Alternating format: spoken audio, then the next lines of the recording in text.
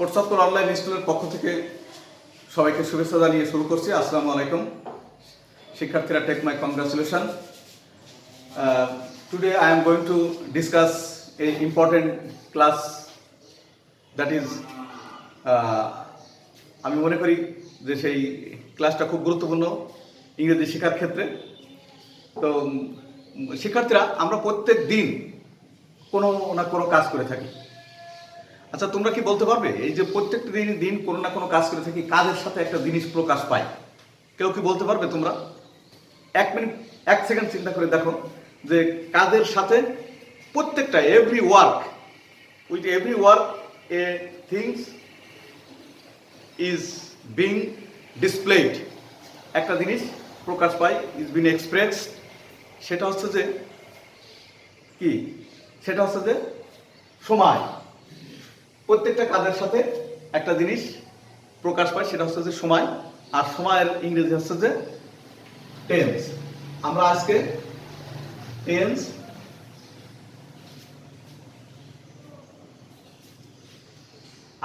Tense আলোচনা করতে যাচ্ছি। শিক্ষার্থীরা, প্রথমেই টেন্স জানি যে কাজের সাথে সময় প্রকাশ পায়। এই জন্যে টেন্স হচ্ছে যে শুধু টেন্স বললেই, কাল বললেই হয় না। টেন্সের সাথে কাজ জড়িত এবং কাজের সাথে সময় জড়িত।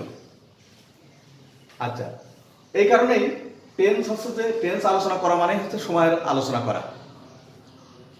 তো আমরা জানবো যে টেন্স কি। What is tense?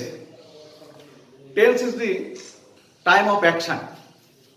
Tense is called the time of action. Tense হচ্ছে যে কাজের সময় প্রকাশ করে। টেন্স হচ্ছে কাজের সময় প্রকাশ করে। অর্থাৎ আমরা আমরা প্রত্যেকটা কাজ করতে যে সময় দেখি, যে সময় পাই, সেই সময়কে আমরা টেন্স বলতে পারি। অর্থাৎ টেন্স ইজ দি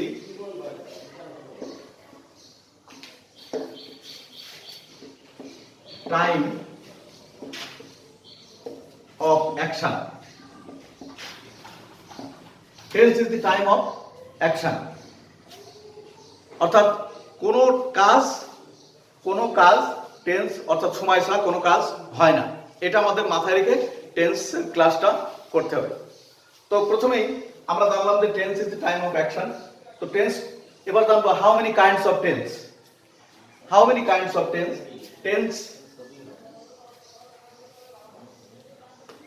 টেন্স হচ্ছে যে 3 প্রকার। প্রথমত প্রেজেন্ট টেন্স,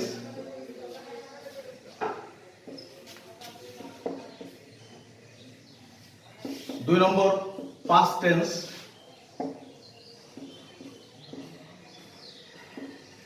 তিন নম্বর ফিউচার টেন্স।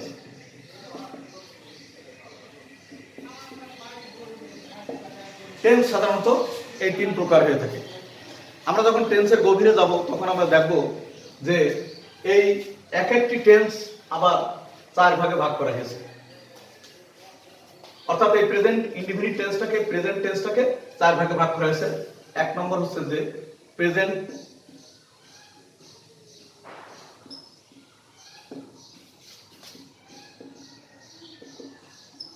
ইনডিফিনিট টেন্স,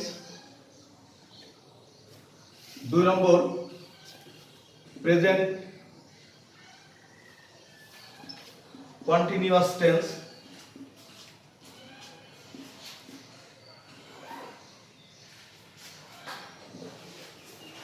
3 নম্বর প্রেজেন্ট পারফেক্ট টেন্স, 4 নম্বর প্রেজেন্ট পারফেক্ট কন্টিনিউয়াস টেন্স।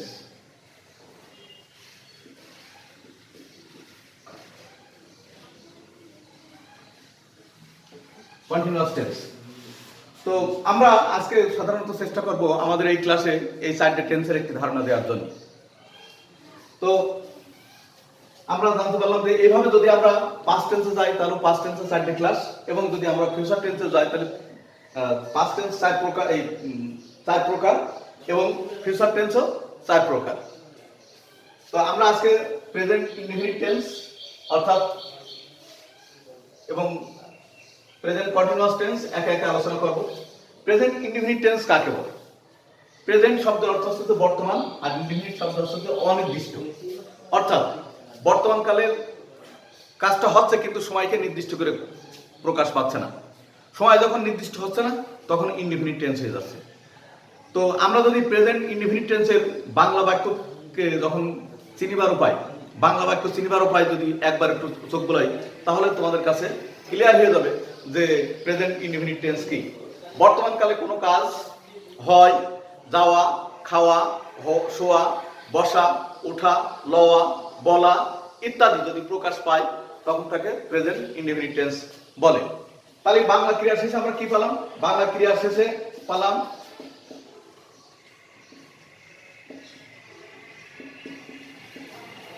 আমরা বাংলা ক্রিয়ার শেষে পেলাম ই, অ,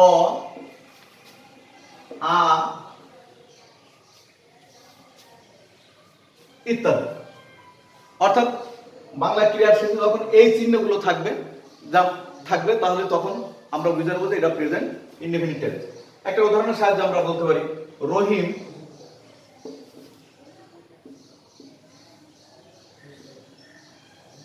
ভাত খায়। খায়, খা প্লাস ই, খায়। রহিম খায়, এই যে ই শব্দটা আসছে। তাহলে আমরা বুঝতে পারছি যে যখনই প্রেজেন্ট ইনডেফিনিট টেন্স পড়বো আমরা, তখনই আমরা চিনে নেব যে বাংলা ক্রিয়ার শেষে ই শব্দ, আ শব্দ, এ শব্দ ইত্যাদি যুক্ত হবে। যেমন সে পড়ে, পড় প্লাস এ, পড়ে। যেমন সে যাও, তুমি স্কুলে যাও, এই যে যাও, ও শব্দটা অর্থাৎ ই, এ, ও, অ, আ ইত্যাদি শব্দ যখন, ইত্যাদি বর্ণ যখন প্রকাশ পায়, ইত্যাদি শব্দ যখন প্রকাশ পায় তখন সেটা প্রেজেন্ট ইনডেফিনিট টেন্স নামে পরিচিত হয়। তো প্রেজেন্ট ইনডেফিনিট টেন্সের বাংলা আমরা শিখলাম যে বাংলা গঠন কিভাবে হবে তা শিখলাম। এবার আমরা শিখব যে প্রেজেন্ট ইনডেফিনিট টেন্স গঠন প্রণালী। তো প্রেজেন্ট ইনডেফিনিট টেন্সের গঠন প্রণালী আমরা বিগত ক্লাসে আলোচনা করেছি যে একটা বাক্য কিভাবে গঠন করতে হয়। তো প্রথমেই একটা বাক্য গঠন করতে হলে প্রথমেই দরকার সাবজেক্ট, তারপরে ভার্ব, তারপরে অবজেক্ট, এক্সটেনশন। যদি আরো বাড়তি কিছু থেকে থাকে এক্সটেনশন। তাহলে আমরা এই ক্ষেত্রে একটি বাক্য তৈরি করতে পারি প্রেজেন্ট ইনডেফিনিট টেন্স। আমি স্কুলে যাই। আমি স্কুলে যাই, এইখানে এই বাক্যে আমি কে স্কুলে যাই? আমি স্কুলে যাই। এই বাক্যে ভার্ব কি? যাওয়া। তাহলে যাওয়া ইংরেজি আমরা কি জানি? যে গো। তাহলে প্রথমে আমরা জানিছি যে একটা বাক্য তৈরি করতে হলে প্রথমে সাবজেক্ট, তার মানে আই প্লাস গো, ভার্ব গো। আচ্ছা, তারপরে যদি অবজেক্ট থেকে থাকে তাহলে অবজেক্ট হবে, যদি না থেকে থাকে তাহলে এক্সটেনশন হবে। তাহলে আমরা এই বাক্যে কি দিয়ে প্রশ্ন করি? আমি কি যাই? উত্তর আসছে না, সেই কারণেই এই বাক্যে অবজেক্ট নেই। অতএব এইবার আমরা এক্সটেনশনটা ব্যবহার করব। I go to school. আমি স্কুলে যাই। এটা হচ্ছে যে এই প্রেজেন্ট ইনডেফিনিট টেন্সের সবথেকে মজার ব্যাপার হচ্ছে যে প্রেজেন্ট ইনডেফিনিট টেন্সের একটা জিনিস আছে যে সবথেকে মজার ব্যাপার এবং সবথেকে জটিল এবং মনে রাখার ব্যাপার যে প্রেজেন্ট ইনডেফিনিট টেন্সের বাক্যের কর্তা যখন থার্ড পারসন সিঙ্গুলার হয় তখন ভার্বের সাথে এস অথবা ইএস যোগ করতে হয়। যখন বাক্যের কর্তা থার্ড পারসন সিঙ্গুলার হয় তখন ভার্বের সাথে এস অথবা ইএস যোগ করতে হয়। যেমন আমরা আরেকটা উদাহরণ দেখতে পারি, রহিম রিনা ভাত খায়। রিনা ইটস। এই বাক্যে আমরা এস যোগ করেছি এই কারণেই যে রিনা থার্ড পারসন সিঙ্গুলার। সেজন্য ভার্বের সাথে এস বা ইএস যোগ করা হয়েছে। আর কোন সাবজেক্টের সাথে এস বা ইএস যোগ করা হবে না। যখনই আমরা দেখব যে সাবজেক্টের কর্তা থার্ড পারসন সিঙ্গুলার তখনই ভার্বের সাথে আমরা এস অথবা ইএস যোগ করতে পারবো, আর কোনো ক্ষেত্রে না। বন্ধুরা, আমরা তাহলে বাক্যের আরেকটা ফর্মে যাই। এই আরেকটা ফর্মে যাওয়ার আগে আমরা একটু কথা বলে নিই। সেটা হচ্ছে যে একটা বাক্যকে আমরা সবসময় 3টে ফর্মে ভাগ করতে পারি। প্রত্যেকটা ইংরেজি বাক্যকে আমরা 3টে ফর্মে ভাগ করতে পারি, 3টে ফর্মে তৈরি করতে পারি, গঠন করতে পারি। সেই ফর্মগুলো হচ্ছে যে একটা হচ্ছে যে অ্যাসার্টিভ, আরেকটা হচ্ছে যে ইন্টারোগেটিভ, আরেকটা হচ্ছে যে নেগেটিভ। প্রত্যেকটা ফর্মে এই 3টে করে অংশ, একটা বাক্য প্রত্যেকটা এই 3টে ফর্মে আমরা গঠন করতে পারি। সেটা হচ্ছে যে অ্যাসার্টিভ, এবং একটা হচ্ছে যে ইন্টারোগেটিভ, আরেকটা হচ্ছে যে নেগেটিভ। তো আমরা অ্যাসার্টিভিটির মধ্যে আলোচনা করেছি, আমরা এবার নেগেটিভ যাব। তো প্রেজেন্ট ইনডিফিনিট টেন্সের বাক্যটা যদি না বোধক হয়, অর্থাৎ প্রেজেন্ট ইনডিফিনিট টেন্সের বাক্যটা যখন না প্রকাশ পায়, তখন আমাদের বাক্য গঠন করতে হবে। প্রথমেই আমরা প্রেজেন্ট ইনডিফিনিট টেন্সের আমাদের মনে রাখতে হবে যে প্রেজেন্ট ইনডিফিনিট টেন্সের সাহায্যকারী ভার্ব হচ্ছে ডু নট বা ডাজ নট। তাহলে প্রথমেই আমাদের আমি ভাত খাই না,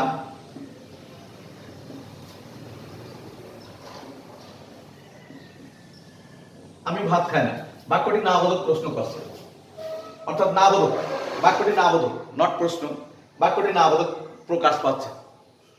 তো এই না বোধক বাক্যটাকে করতে হলে প্রথমেই সাবজেক্ট বসাতে হবে আই, তারপরে না বোধক ইংরেজি শুধু এই প্রেজেন্ট ইনডিফিনিট টেন্সের ক্ষেত্রে না বোধক ইংরেজি হবে ডু নট বা does not.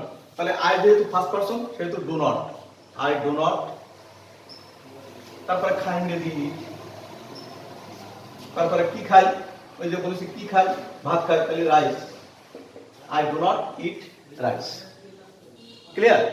I do not eat rice, এটা হচ্ছে যে না বোধক। আর যখনই আমরা এই গেল দুটো অংশ, আমরা যদি আরেকটা ফর্মে ঢুকতে চাই, সেটা হচ্ছে যে প্রশ্নবোধক, অর্থাৎ প্রেজেন্ট ইনডিফিনিট টেন্সেরই আরেকটা ফর্ম, সেটা হচ্ছে যে প্রশ্নবোধক। যে তুমি কি,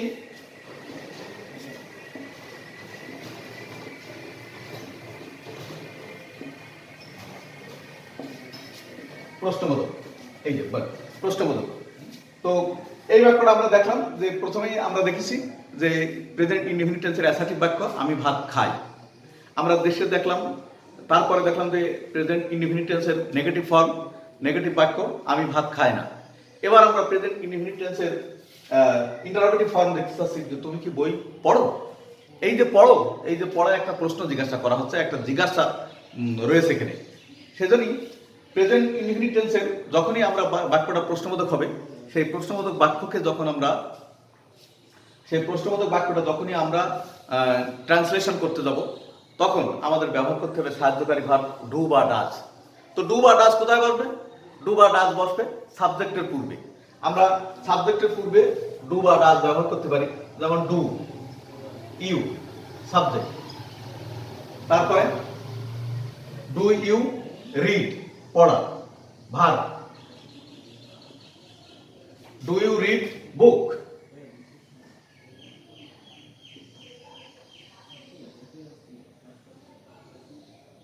do you read a book. এই যে প্রশ্নবোধক সাবজেক্ট হয়ে গেল।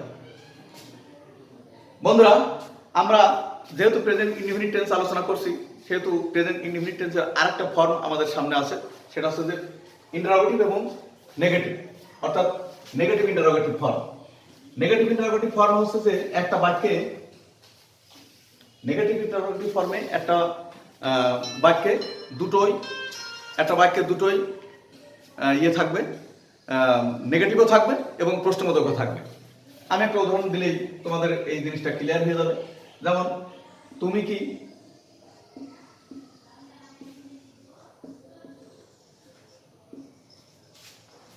খাও না, তুমি কি ভাত খাও না, এই বাক্যটায় একটি প্রশ্নবোধক আছে, আবার একটি না বোধক আছে। অর্থাৎ এই বাক্যটা আমরা নেগেটিভ ইন্টারোগেটিভ বাক্য, নেগেটিভ ইন্টারোগেটিভ ফর্ম বলে থাকি। তো এমনি করে যদি আমরা এখন লিখি, যে আমরা তো জানি যে বাক্যটা প্রশ্নবোধক করে সাবজেক্টের পূর্বে সাহায্যকারী ভার্ব ডু বা ডাজ বসে, যেমন do you, do you eat, do you তারপরে নট ইট রাইস,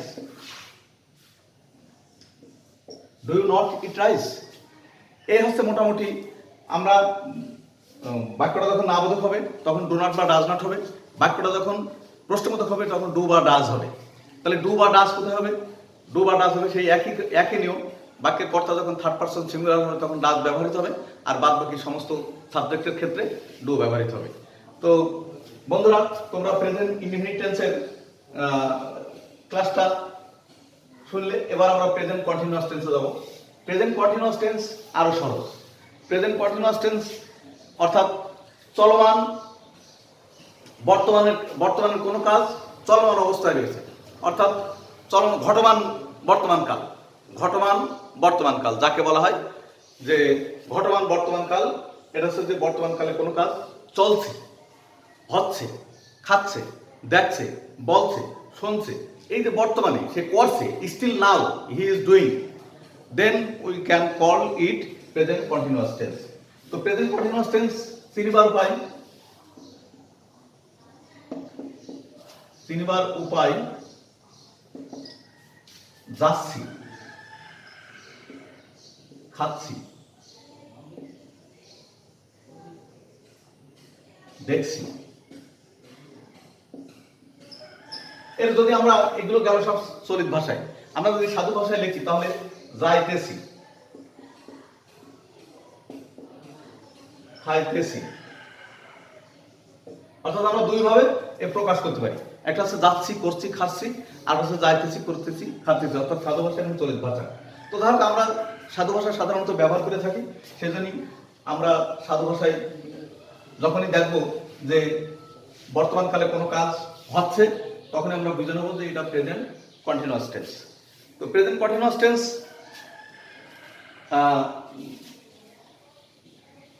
আলোচনা করতে যে জিনিসটা দরকার এইখানেও সেই একই ব্যাপার। প্রথমে স্ট্রাকচার করে নিতে হবে। প্রেজেন্ট কন্টিনিউয়াস টেন্সের স্ট্রাকচার হচ্ছে যে প্রথমে সাবজেক্ট প্লাস সাহায্যকারী verb am, is, are plus verb plus ING plus object.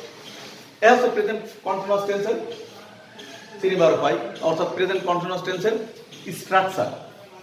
আমরা একটু খেয়াল করব যে এই স্ট্রাকচার অনুসারে যদি আমরা কোনো বাক্য বসিয়ে দিই তাহলে প্রেজেন্ট কন্টিনিউয়াস টেন্স হয়ে যাবে। যেমন একটা উদাহরণ দিতে পারি যে আমি বই পড়ছি বা বই পড়িতেছি, দেখুন একটা। তাহলে সেই উপরের সাবজেক্ট কে পড়ছে? আমি, আই। তারপরে আমি যার সাহায্যকারী ভার্ব আই অ্যাম। তারপরে ভার্ব হবে পড়ছি, পড়া ইংরেজি কি রিড। তারপরে আইএনজি যোগ হবে, তাহলে রিডিং। কি পড়ছি? বই পড়ছি, আই এম রিডিং আ বুক। আমরা এই প্রেজেন্ট কন্টিনিউয়াস টেন্সের বাক্যটাকেও আমরা তিনটে রূপে নিতে পারি। একটা হচ্ছে যে অ্যাসার্টিভ, আরেকটা হচ্ছে যে ইন্টারোগেটিভ, আরেকটা হচ্ছে যে নেগেটিভ। আমি যদি এই বাক্যটাকেই যদি অ্যাসার্টিভ করি, যেমন আমি কি বই পড়ছি, শুধু কি শব্দটা যোগ করতে হবে। যেমন আমি কি বই পড়ছি, তাহলে আমরা এই এমটা সাহায্যকারী ভার্ব আগে সাবজেক্টের পূর্বে বসালে প্রশ্নটা ইন্টারোগেটিভ বাক্য তৈরি হয়ে গেল। ঠিক এমনি করে নেগেটিভ বাক্য যখন তৈরি হয়ে যাবে, যেমন আমি বই পড়ছি না, I am not reading a book, I am not reading a book. এই জায়গায় আমাদের একটা জিনিস খেয়াল রাখতে হবে যে এই এম ইজ আর কোথায় বসে। অর্থাৎ পারসন, ফার্স্ট পারসনের ক্ষেত্রে এম, থার্ড পারসন সিঙ্গুলারের ক্ষেত্রে আর, ইজ, আর থার্ড পারসন এবং সেকেন্ড পারসনের ক্ষেত্রে আর ব্যবহৃত হবে। থার্ড পারসন প্লুরাল এবং সেকেন্ড পারসনের ক্ষেত্রে আর ব্যবহৃত হবে। যেমন তুমি স্কুলে যাচ্ছ, you are going to school. সেই স্কুলে যাচ্ছে, he is going to school. তাহারা স্কুলে যাচ্ছে, they are going to school. এই যে তাহারা থার্ড পারসন প্লুরাল, এই ক্ষেত্রে আর ব্যবহৃত হয়েছে। তো আমি আশা করি যে প্রেজেন্ট কন্টিনিউয়াস টেন্স তোমরা সুন্দরভাবে বুঝতে পেরেছো। প্রিয় শিক্ষার্থীরা, আমাদের সময় কম হয়, আমি আজকে বাকি দুইটা টেন্স অর্থাৎ প্রেজেন্ট পারফেক্ট টেন্স এবং প্রেজেন্ট পারফেক্ট কন্টিনিউয়াস টেন্স আলোচনা করতে পারলাম না। আমি আশা রাখি যে পরবর্তী ক্লাসে আমি এই দুটো টেন্স সুন্দরভাবে শেষ করব। ধন্যবাদ সবাইকে।